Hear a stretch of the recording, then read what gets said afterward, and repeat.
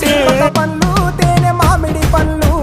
తీయంగా తిందామె తీరొక పండ్లు చిలక నేరేడు పండ్లు కాబోళ్ళు ఇచ్చిన మక్క కంకులు అవి పాల కంకులు కాల్చుకొని తిందాము కందికాయలు పచ్చి పల్లికాయలు గుజారి గుజారి మామిళ్ళ కిందో నల్ల మామిళ్ళ కింద కుసుమరోళ్ళేసిన కుందన బొమ్మ అది కుందన బొమ్మ